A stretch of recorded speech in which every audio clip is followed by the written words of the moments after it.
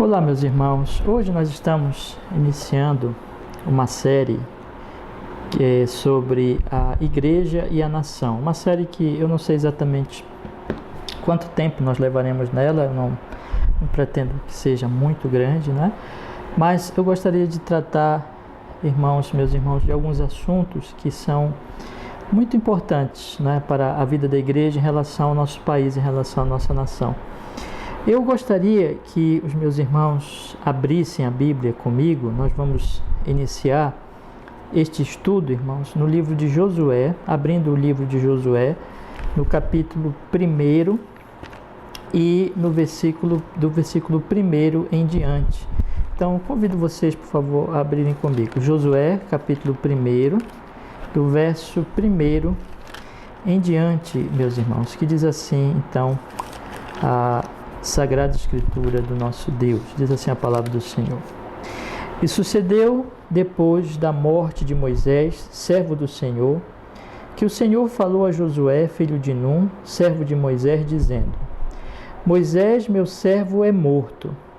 Levanta-te, pois, agora, passa este Jordão, tu e todo este povo, a terra que eu te dou aos filhos de Israel.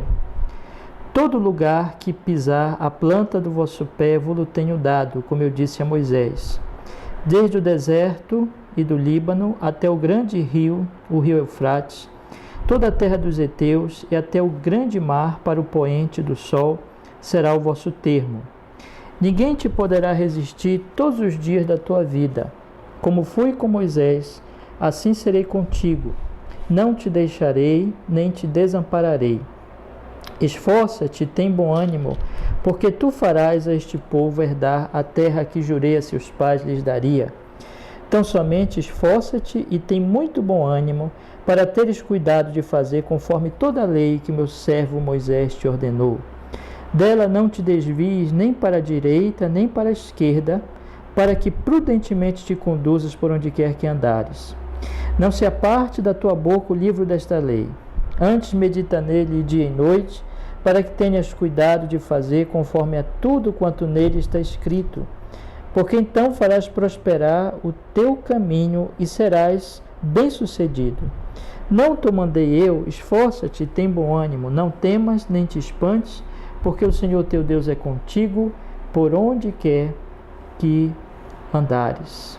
Amém, meus irmãos. Vamos fazer uma oração, irmão. Vamos pedir que Deus nos abençoe neste estudo de hoje.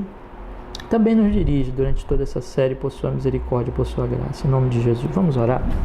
Senhor, perdoa os nossos pecados, nós te pedimos, nos purifique, nos lave com o sangue de Jesus, o seu Filho, e nos dê, Senhor, nós pedimos a sua bênção, para que nós abordemos estes estudos, estes temas, este tema específico e os subtemas, Senhor, dirigidos pelo Espírito Santo, sendo conduzidos às Escrituras, sendo as Escrituras iluminadas para nós, que fique claro o seu ensino, ao mesmo tempo que abras os nossos corações e nos conduza, Senhor, na tua vontade, que esses estudos façam bem a muitos. Eu oro primeiro pela própria Congregação Batista Reformada, a quem primeiro estou aqui ministrando esse estudo, mas também a tua igreja em geral, que muitos irmãos assistam, acessem, sigam essa série e sejam grandemente abençoados, Senhor, para que nós possamos cada vez mais aprender a viver de uma maneira que te glorifique, benéfica, Senhor, para esse país, para o nosso Brasil, em honra e glória ao teu nome santo, em Cristo Jesus, Senhor, nós oramos. Abençoa meus irmãos, abençoa todos nós, e que o teu nome seja louvado, e abençoa a nossa nação, meu Deus. Em nome de Jesus oramos e agradecemos, Senhor. Abençoa a tua igreja na tua ação sobre a nação brasileira, em nome de Jesus. Amém e amém, graças a Deus. Amém. Amém, meus irmãos. Então, meus irmãos, hoje eu quero falar com os irmãos um pouco. Hoje vai ser um estudo introdutório, né? Eu não pretendo que cada estudo seja muito extenso, né? No seu tempo serão estudos que eu vou me esforçar para que sejam em meia hora, no máximo 40 minutos, sempre nas terças, nas quintas-feiras. Vou me esforçar também para publicá-los às 19 horas. Pode ser que aconteça de atrasar um pouco, uma vez ou outra, pelas próprias circunstâncias, né, do dia, mas nós vamos nos esforçar para publicar esses estudos sempre às terças e quintas, às 19 horas, meus irmãos, pedindo sempre a oração dos irmãos e que procure acompanhar esta série, porque ela é feita, meus irmãos, com o propósito realmente de buscarmos direção do Senhor na palavra, na verdade, em relação a essas situações todas, meus irmãos, que nós estamos passando. Mas, irmãos, eu gostaria de conversar com vocês um pouco, então, sobre este assunto. Hoje eu quero introduzir o assunto, não é? O meu tema, então, nesta série será a Igreja e a Nação. Na verdade, o meu propósito será o de falar sobre a Igreja de Cristo Jesus, o povo de Deus, como um povo atuante na nação, né? Então o Senhor nos inseriu, a Igreja de Cristo, ela é internacional, ela é multirracial, ela não pertence apenas a um povo, a uma nação, mas ela está em todas as línguas, povos e raças. Jesus disse, né? Ide por todo o mundo pregar o Evangelho a toda criatura, quem crê e for batizado será salvo, quem não crê será condenado.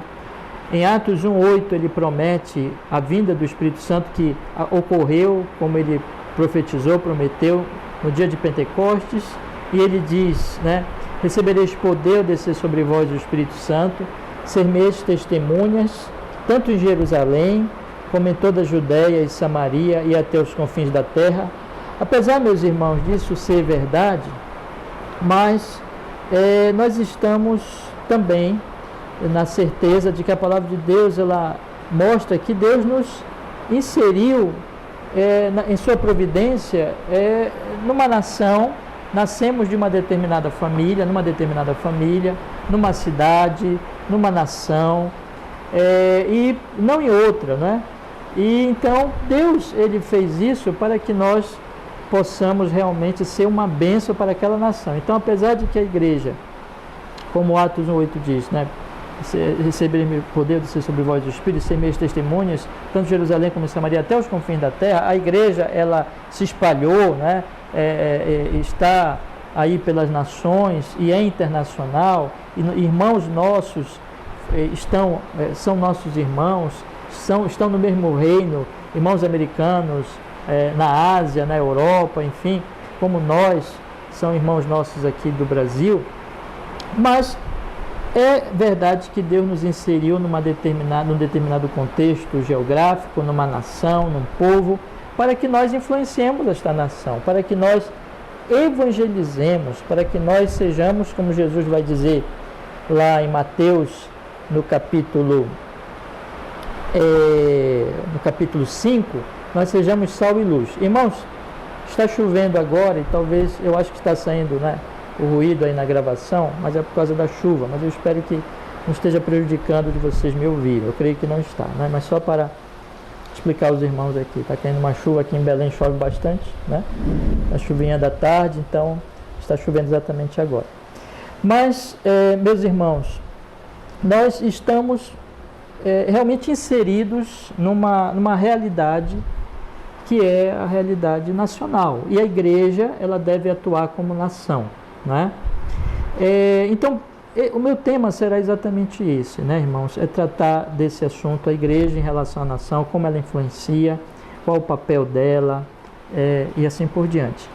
Esse assunto também eu vou abordar especialmente neste momento, irmãos, de nossas vidas, da história da humanidade, um momento importantíssimo, um momento em que vai ficar marcado realmente para a história mundial, a história de cada nação e a história também do nosso país, e inclusive também a história da igreja, a história do cristianismo, que é este momento da pandemia, né? O momento da pandemia, o momento em que nós estamos vivendo uma crise mundial, de uma doença que já matou milhares e milhares de pessoas, inclusive no nosso país, uma doença que está causando uma crise econômica, que, enfim, está causando muitos problemas.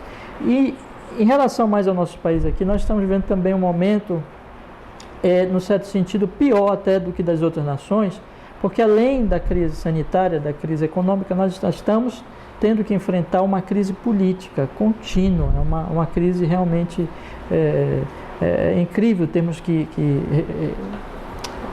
enfrentar isso numa situação dessa, só vem realmente para atrapalhar, não é? Mas é a realidade, nós estamos enfrentando uma crise política. Então, uma crise tríplice, como eu já tenho tido a oportunidade de mencionar, de falar aos irmãos a respeito deste assunto, não é?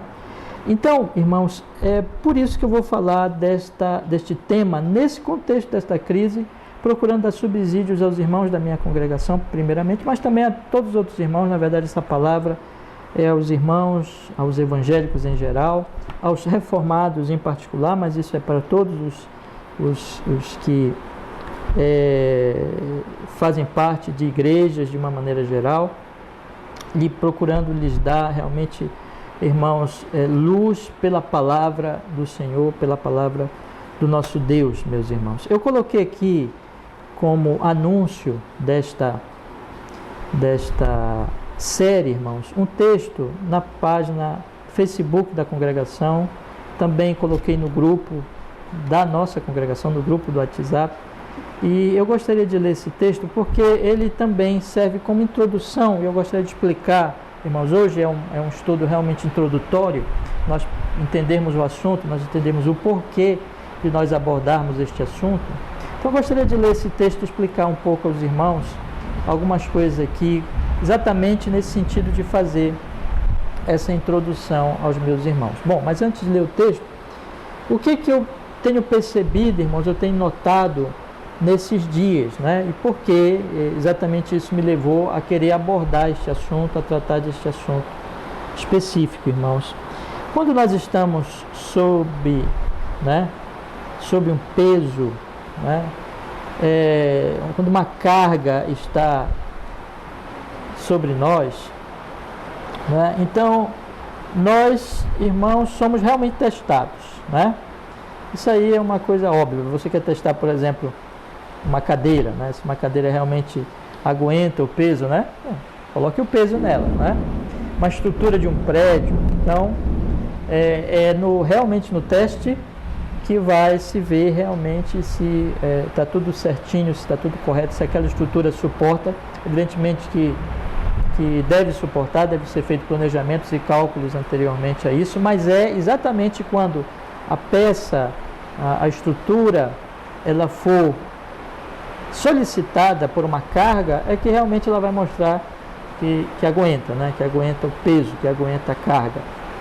Isso acontece também conosco em outros sentidos, não somente no sentido físico, mas também no sentido espiritual, no sentido emocional, no sentido, podemos dizer também, doutrinário e, por que não dizer, eclesiástico, né? E em termos também de papel social da Igreja de Deus no mundo. Bom, nós estamos vivendo sob um peso muito grande, que é o peso exatamente desta pandemia, que não é uma brincadeira, é uma coisa muito séria, uma situação muito complicada. Pessoas já morreram, eu já perdi pessoas queridas, amigas, não é? Eu acredito que eu tenho conversado com os irmãos têm me relatado também das suas perdas, não é? E amigos, enfim, têm relatado isso. Temos lido notícias de amigos no Facebook, de pessoas conhecidas que também têm relatado esse problema. E, graças a Deus também de curas, louvado seja o Senhor por isso, né? Mas, irmãos, é uma situação muito difícil, né? E toda essa crise que ela traz junto dela, né? A crise econômica, ou seja, começa a afetar os empregos das pessoas, começa a afetar o salário delas, começa a afetar também a questão, então, econômica do alimento das pessoas. Isso é uma situação também muito difícil, é um peso também. Além disso, meus irmãos, nós estamos vivendo, como eu disse, uma crise política que é agravada exatamente pela crise sanitária, pela crise econômica. Que se fosse só uma crise política sem essas coisas, o peso seria menor, mas isso é agravado porque já existem essas outras crises. E é verdade também que agrava as outras crises, né? Então o movimento o contrário também é verdadeiro, tanto é agravado como agrava as outras crises, agrava a crise, tem efeitos evidentemente sobre a crise sanitária, porque aí falamos de ações políticas que vão ter consequências sobre o comportamento da pandemia, o combate à pandemia, não é? E vai também ter consequências sobre a questão, a crise econômica, vai agravar a crise econômica, agrava a crise econômica, porque também a questão política, a atuação dos governos, das autoridades, elas também podem beneficiar ou prejudicar a questão econômica. Então, meus irmãos, é um peso muito grande. Todos nós estamos sendo solicitados pelo mundo afora, não é? E especialmente no Brasil, então essa solicitação ela é tríplice, né? Em outros países é dupla, vamos dizer assim, né? Aqui no nosso país nós estamos com uma solicitação em 3 níveis, né? No nível sanitário, econômico e político. Então, irmãos, isso tem sido um teste para nós, todos nós, né? Como indivíduos, como cidadãos, como pais, filhos, como família, enfim, como membros de família, e também como igreja. Como temos reagido? Essa é a questão realmente que eu gostaria de tratar com os irmãos. E o que nós temos percebido, irmãos, e isso pelos princípios das Sagradas Escrituras, eu creio que é bem fácil constatar, é que essa reação não tem sido boa. Não tem sido boa por parte do movimento evangélico, né, do dito movimento evangélico no Brasil, né, que é um movimento realmente muito, vamos dizer assim, amplo e que abarca muitos tipos de práticas, de crenças religiosas, né,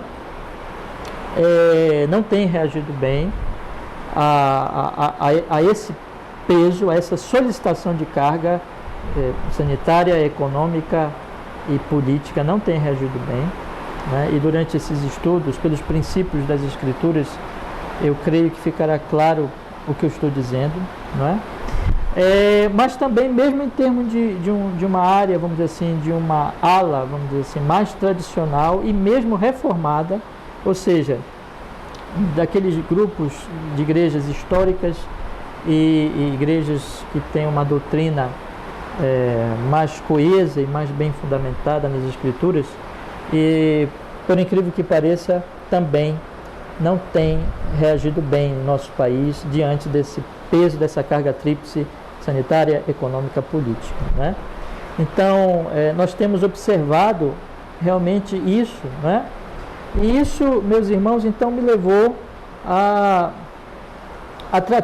querer tratar desse assunto, porque não tem reagido bem como uma igreja, que deve exercer um papel benéfico na sociedade. Infelizmente, a reação de muitos setores do meio evangélico, e mesmo o meio reformado, histórico reformado, não tem sido benéfico, não tem sido muito útil, não tem sido como deveria ser, como a igreja deve exercer o seu papel neste momento, e em todos os momentos, como sal, como luz. Infelizmente, não exerceu. Eu vou ler aqui, irmãos, o texto que eu publiquei aos irmãos a respeito da situação, e eu gostaria de fazer alguns comentários aqui. Então, a igreja e a nação, né? Então, disse aqui, falei que nós iríamos iniciar do ensino bíblico sobre o papel, uma série sobre o ensino bíblico, sobre o papel da igreja cristã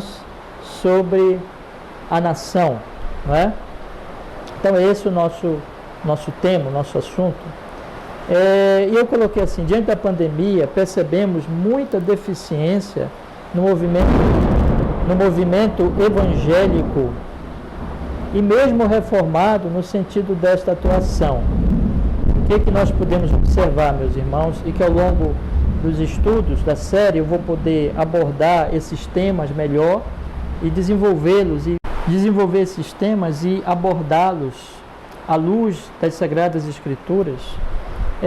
Quais foram algumas coisas que ficaram perceptíveis, irmãos, dentro do amplo movimento evangélico, mas também no setor mais tradicional e mesmo reformado?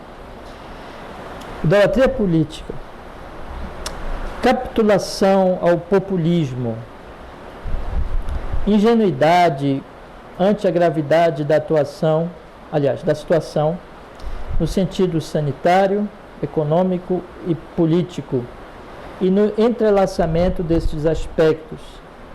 Infelizmente, têm sido as marcas do movimento evangélico em geral nestes dias difíceis, né? Então, essas coisas, irmãos, o que eu estou querendo dizer é que fica observável, fica evidente, se nós olharmos, é isso que eu quero dizer aos irmãos, eu acredito que se nós tivermos um olhar bíblico para a reação do movimento evangélico em geral, e mesmo do movimento mais histórico, infelizmente foi disso aqui. Nós observamos idolatria política, nós observamos uma capitulação, um ceder, não é, ao populismo, a exaltação de políticos, ou de um político, ou de um governante, ou de governantes, ou de pessoas que estejam aí destacadas nesse momento político.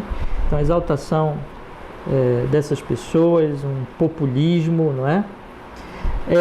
Irmãos, observamos também a ingenuidade, não é? Ante a gravidade da situação no sentido sanitário, econômico e político. Observamos muita ingenuidade, infelizmente, né? Eu quero dizer assim para vocês, irmãos, que numa situação dessas, a ingenuidade é perigosíssima. É perigosíssima, né? Como nós estamos falando de uma situação de morte, de perigo para a vida das pessoas, em vários sentidos, no sanitário e também no econômico. A ingenuidade aqui, como em qualquer situação, ela é muito perigosa, né?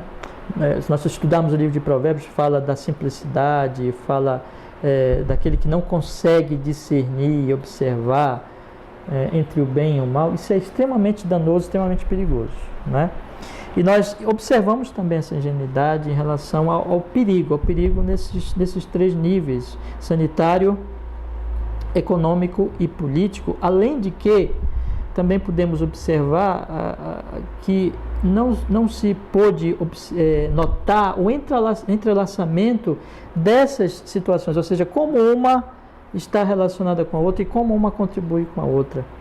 Não é? Foi perceptível observar, irmãos, muitas vezes a ingenuidade de acreditar em certas posições muito simplistas sobre a situação, não é? no que envolve esses três níveis de crise, ou essas três crises que estão envolvidas. Então, essa ingenuidade, essa falta de discernimento, de percepção de como essas coisas se relacionam, esse assumir de uma posição extremamente simplista, ingênua mesmo, não é? Ocorreu bastante. E isso é muito, irmãos, é muito perigoso, e isso não é de acordo com a palavra de Deus. O cristão não é ingênuo, não deve ser ingênuo. O cristão não deve ser simples, o cristão não deve ser alguém levado por opiniões simplistas, narrativas que sejam, vamos dizer assim, irmãos, tendenciosas, não é? O cristão, ele deve ter o discernimento, ele deve ter uma sabedoria bíblica, que ele possa então discernir estas coisas e agir com prudência. Infelizmente, o que nós vimos bastante foi esse tipo de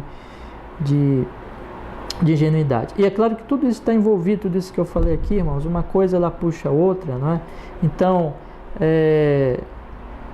se você pensar na idolatria política, no populismo, na ingenuidade, elas estão envolvidas. Quem começa a idolatrar muito um político ou uma ideologia, seja direita, seja esquerda, né? Ou começa a idolatrar partidos, o que for, qualquer idolatria ela é danosa, e ela começa a ter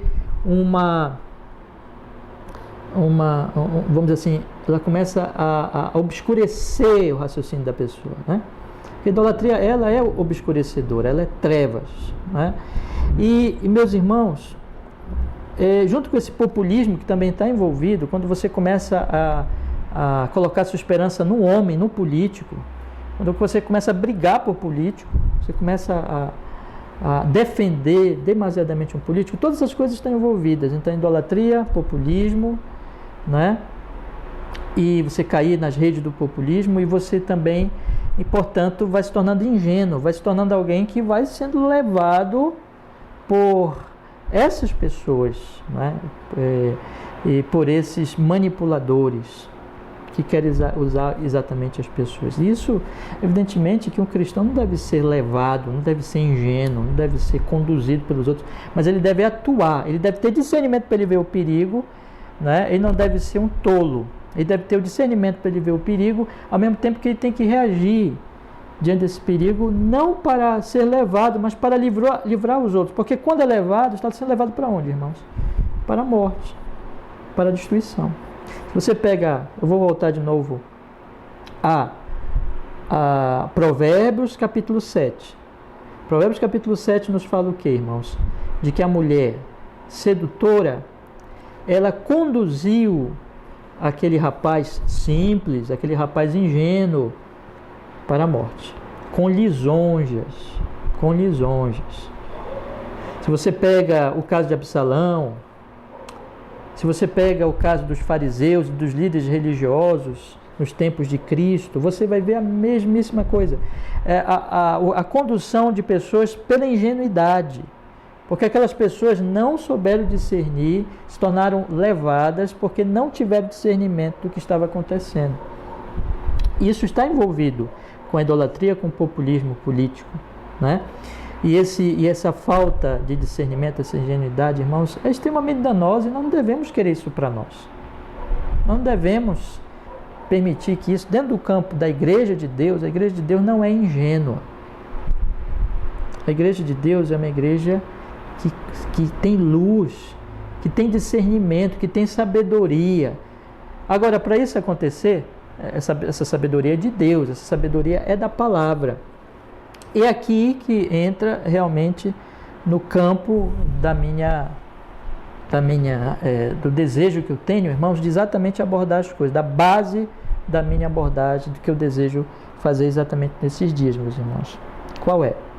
A palavra de Deus. Por isso que eu comecei com esse texto. Pode até parecer que esse texto não tem muito a ver com o assunto, mas tem totalmente a ver, tem muito a ver com o assunto, está totalmente relacionado com o assunto, no sentido, meus irmãos, de que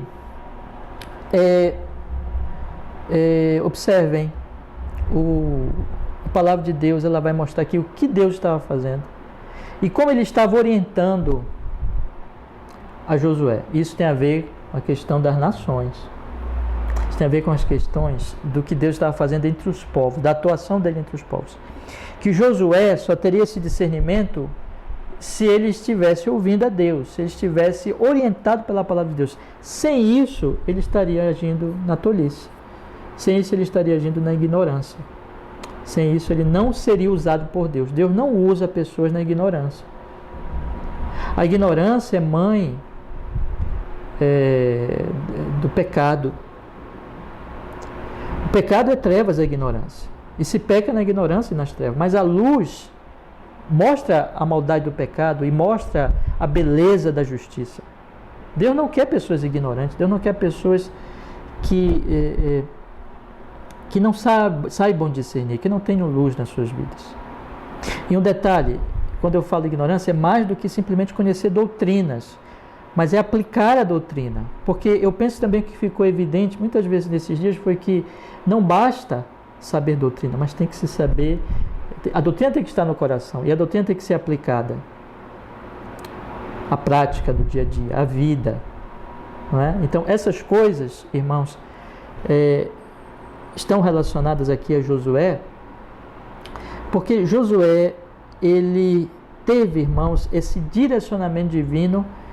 Primeiro, ele entendeu que o Senhor é Deus, que o Senhor estava fazendo. Veja que diz a Bíblia, sucedeu depois da morte de Moisés, servo do Senhor, que o Senhor falou a Josué, filho de Nun, servo de Moisés, dizendo: Moisés, meu servo, é morto, levanta-te, pois agora passa esse Jordão, tu e todo este povo, a terra que eu dou aos filhos de Israel.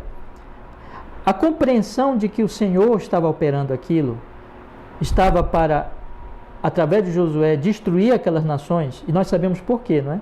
Por causa dos seus pecados, que Israel era a mão de Deus naquele momento para destruir nações ímpias, porque Deus estava derramando a sua ira sobre ela.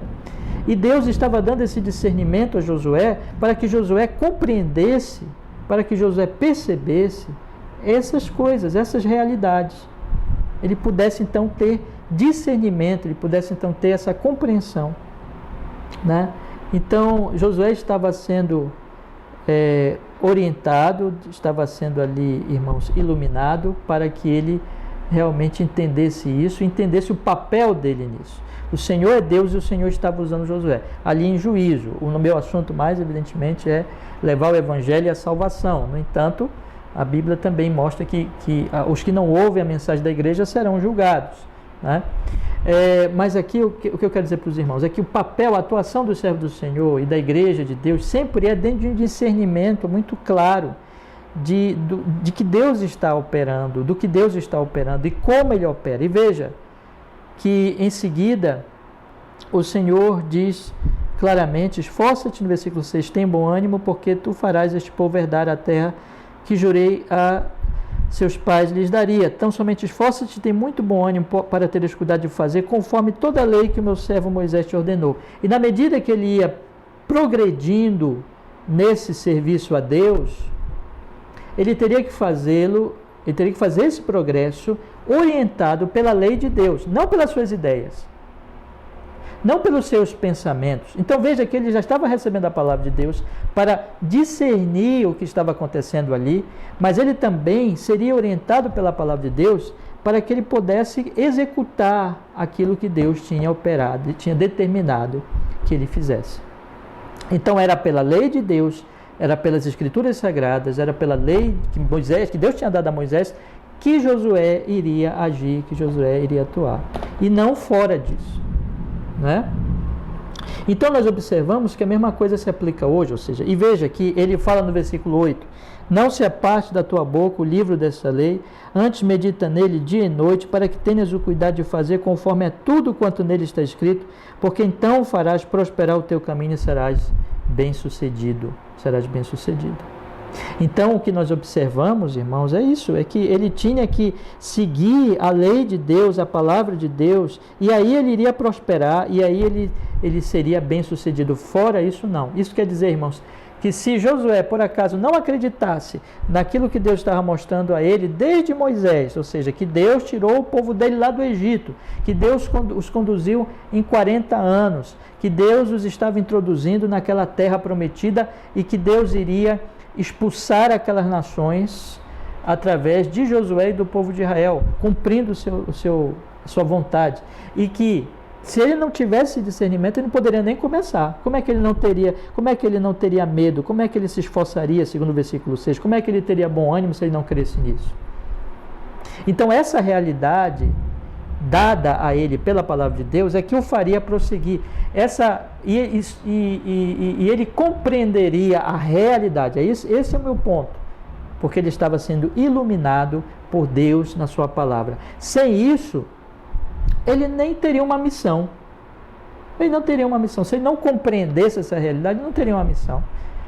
A mesma coisa podemos dizer hoje, irmãos, se nós não tivermos discernimento da palavra de Deus para entender o que está acontecendo em relação a essa pandemia, em relação à crise econômica, em relação à crise política, se nós não tivermos discernimento do que Deus está fazendo pela palavra, não pelo nosso achismo, não pelo nosso pensamento, mas pela palavra, nós não vamos poder agir de maneira correta. Por quê? Porque nós não estaremos compreendendo a realidade do que está acontecendo, do que está ocorrendo. De maneira nenhuma. Nós estaremos às cegas. Então nós precisamos ouvir a palavra de Deus, não ideias humanas, não ideologias humanas, não achismos, não opiniões humanas, mas nós temos que nos assentar sobre a palavra de Deus para que a palavra de Deus possa nos orientar sobre o que fazer, como fazer. Porque só assim nós poderemos ver a realidade do que está acontecendo. E entendendo a realidade do que está acontecendo e sendo chamados a uma atuação como igreja de Deus, como povo de Deus, nós devemos continuar na palavra para saber como agir em cada passo. Por isso que o Senhor diz, no versículo 7, tão somente esforça-te, tem muito bom ânimo, para teres o cuidado de fazer conforme toda a lei que meu servo Moisés te ordenou. Dela não te desvies nem para a direita nem para a esquerda, para que prudentemente te conduzas por onde quer que andares. A prudência está na lei. Eu não poderei agir no meu país, diante de uma pandemia grave, diante de uma situação econômica, de uma crise política grave, se eu não estiver assentado sob a lei de Deus, se eu não estiver agindo prudentemente conforme a palavra de Deus, conforme a lei de Deus. Se eu for orientado por mentira, eu não vou discernir nada. E eu não vou poder agir prudentemente. Segundo lugar também, eu não vou poder nem começar, nem entender e começar entendendo, como não vou agir. Quando eu estiver já entrado na atuação e na batalha, eu não vou poder agir se eu não estiver também assentado sobre a palavra, porque só há prudência na palavra.